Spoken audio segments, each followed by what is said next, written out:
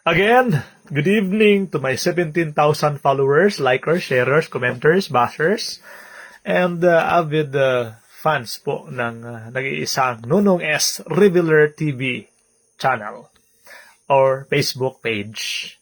This afternoon, as a revealer, I would like again to reveal important principles, important ideas, important matters about our faith and truthfulness about God of all gods. Siyempre po, kitang-kita po ninyo ang ebidensya na walang halong biro, walang halong pagdududa na ang tunay na katawan ng Diyos na espiritual ay ang earth at universe. Siya rin ang literal na earth at universe na katawan ng ating Diyos. Na matagal na pong paniniwala ng ating mga ninuno na mga noong unang panahon bago pa po dumating ang mga dayuhang Espanyol noong 1521 at mga dayuhang Arabians noong 1380.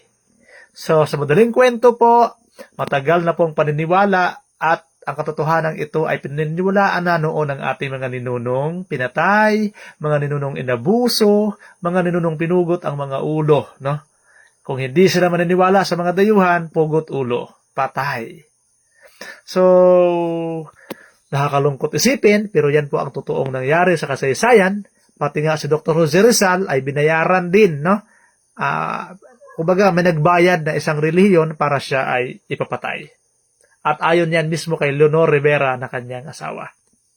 So, this evening, I would like to ask permission, no? From you to reveal this. Because as I am always saying, I respect all religions. So, we have 10,000 religions all over the world, and I'm respecting your beliefs, cultures, your tradition, your dogmas, doctrines, etc. But not to the point that we will tolerate imbalances. We will tolerate your inconsistency, especially in the Holy Bible. So Bible says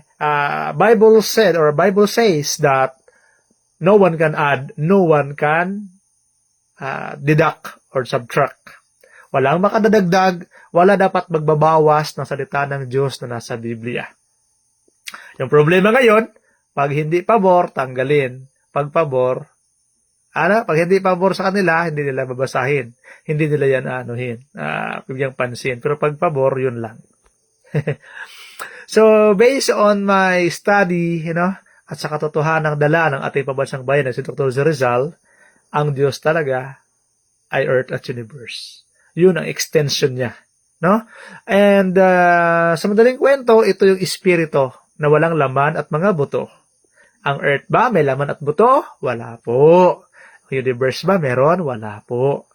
Ang tubig wala, ang hangin wala, ang lupa wala. So yan na po yung mga lahat ng gods and goddesses from different religions ay nabuo po sa earth at universe.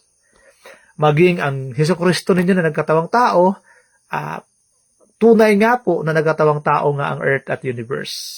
Naging tao, naging lahat. Kaya nga ang powers niya po ay walang katapusan. Infinity. Kasi nga po, cyclical. Matter, energy, matter, energy.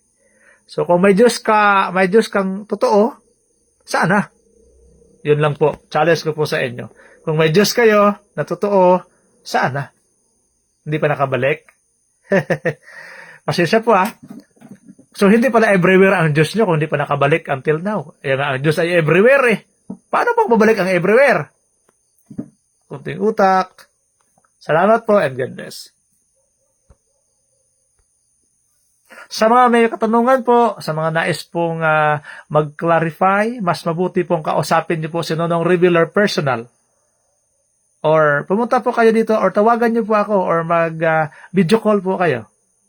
Or kami ni Real Truth, kami ni Boyet Benny, marami pang iba, no? Kung gusto niyo po kausapin, naririto lamang po kami para tumulong po sa inyo. My aim or my plan is not to destroy, but to build. God bless and good luck.